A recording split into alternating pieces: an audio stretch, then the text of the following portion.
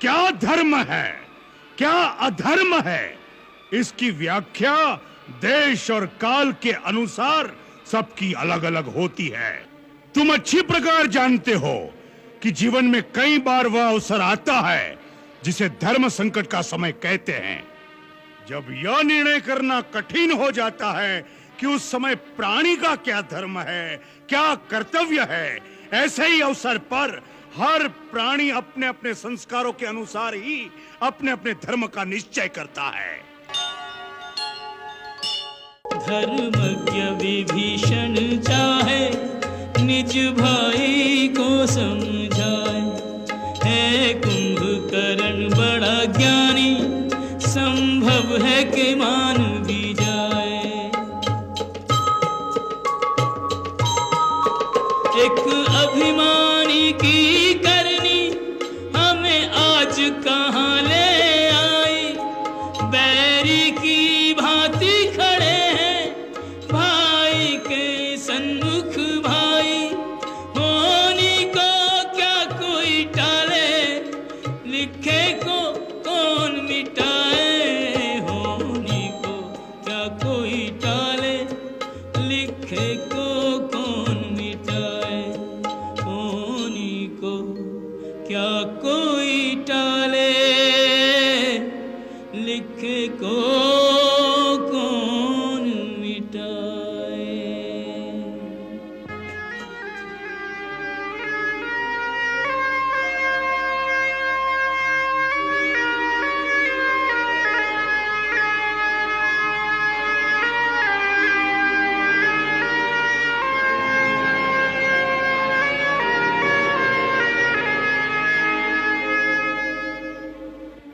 तुझे क्या आशीर्वाद दूं? चिरंजीवी होने का वरदान तो तुझे स्वयं ब्रह्मा दे ही चुके हैं। मुझे इतना ही वरदान दीजिए भैया कि मैं सदा धर्म और नीति के मार्ग पर ही चलूं, मैं कभी अधर्म के मार्ग पर न जाऊं। ये वरदान भी तू ब्रह्मा से पा चुका है। ऐसा लगता है कि अब इन बातों के पर्दे में तुम अपने धर्म विरुद्ध कार्य को छुपाने की चेष्टा कर रहे हो। मैंने कोई भी कार्य धर्म विरुद्ध नहीं किया। क्या धर्म है, क्या अधर्म है, इसकी व्याख्या देश और काल के अनुसार सबकी अलग अलग होती है। नहीं, सत्य एक ही है, वो हर स्थान हर काल में एक ही होता है। सत्य ही शाश्वत धर्म है, इसलिए उसकी व्याख्या भी एक ही हो सकती है। अपने पांडित्य से मुझे मत भरमाओ विभीषण। तुम अच्छी प्रकार जानते हो कि जीवन में कई बार वह अवसर आता है जिसे धर्म संकट का समय कहते हैं। जब यह निर्णय करना कठिन हो जाता है कि उस समय प्राणी का क्या धर्म है, क्या कर्तव्य है, ऐसे ही अवसर पर हर प्राणी अपने अपने संस्कारों के अनुसार ही अपने अपने धर्म का निश्चय करता है। जैसे तुमने अपने भाई, अपने कुल और अपने देश को त्यागना ही अपना धर्म समझा है, और मैंने भाई, कुल और देश के लिए अपने प्राण न्योछावर करना अपना धर्म समझा है। मैंने अपने भाई को नहीं त्यागा, मुझे मेरे भाई ने भरी सभा में ठोकरें मारकर अपमानित करके त्याग दिया है। मैं उनके और उनके कुल के हित की ही बात समझा रहा था कि परदारा हरण हमारा काम नहीं, इसलिए श्री राम से विरोध त्याग कर देवी सीता को वापस दे दो और अपने कुल और अपनी जनता की रक्षा करो। मैं उन्हें अधर्म के मार्ग से हटाना चाहता था, परंतु कामवश उन्हें अधर्म ही प्यारा था। इसमें मेरा क्या दोष है?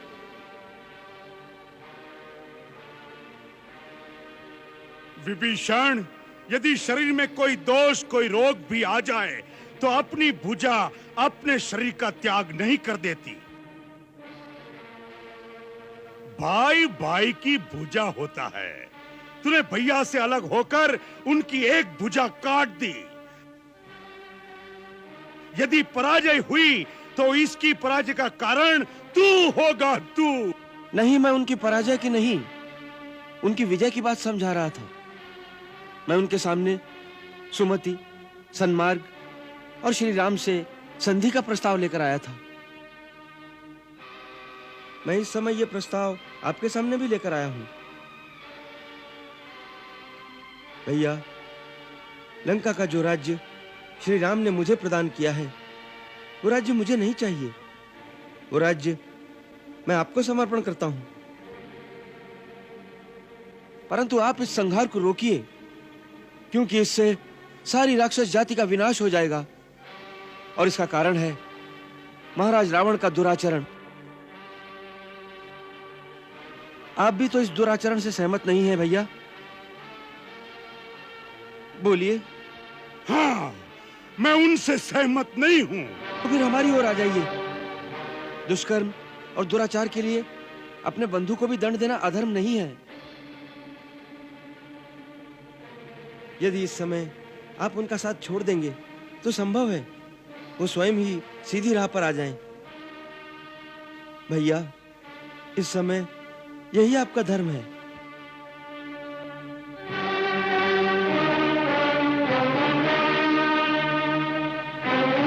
अरे विभीषण, जिसे तू धर्म कह रहा है, उससे बड़ा अधर्म और कुछ नहीं हो सकता। आने वाली पीढ़ी तुझे कितना बड़ा धर्मात्मा और राम भक्त क्यों न माने, परंतु अपने देश, अपने कुल, अपने घर से विश्वासघात करने के लिए कभी सम्मान की दृष्टि से नहीं देखा जाएगा तुझे।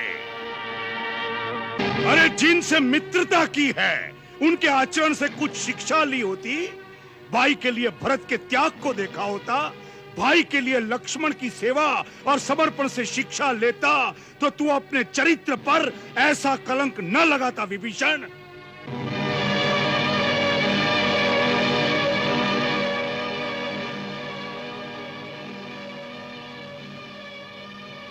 भरत और लक्ष्मण के चरण चिन्हों पर चलने के लिए श्री राम जैसा आदर्श और मर्यादा पुरुषोत्तम भाई भी होना चाहिए। अरे अच्छे के साथ तो सभी अच्छे रहते हैं, फिर भाई और भाई का रिश्ता क्या? विभीषण, इस युद्ध में क्या भैया अकेले ही मर जाएंगे? उनके साथ मरने वाला और कोई भाई नहीं होगा?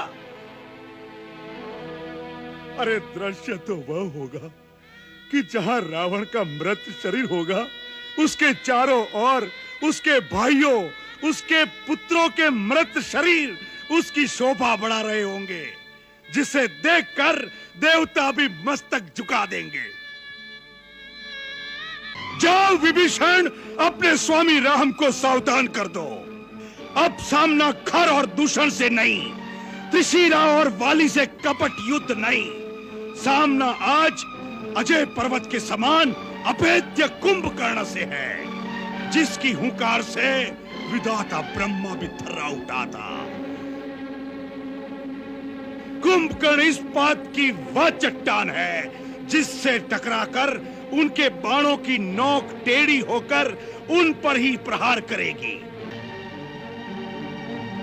तीर, तलवार, गदा और भाले टूट-टूट कर गिर जाएंगे।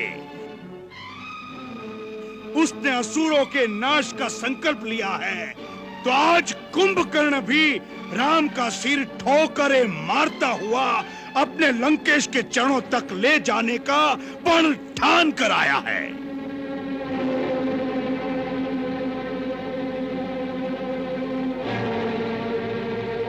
जा, जा मेरे भाई, तू निहत्था मेरे सामने मत खड़ा रहे। मुझे अपना पराया नहीं सूझ रहा, अपने आपे में नहीं हूं अब मैं। इस समय मौत मेरे सिर पर तांडव मचा रही है, मरने मारने के सिवा कुछ सूझ नहीं रहा। जा, चला जा अपने स्वामी की ओर से तू युद्ध कर। अपने राजा, अपने भाई के लिए मैं युद्ध करूं। इस समय यही हमारा धर्म है, यही हमारा कर्तव्य है, यही हमारा लक्ष्य है।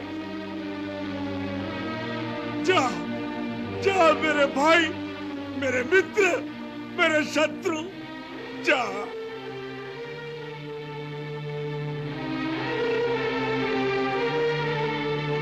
जा, चला जा विभीषण, चला जा,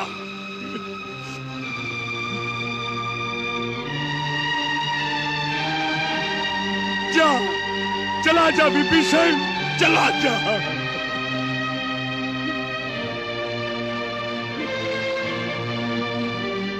विभीषण मेरे भाई,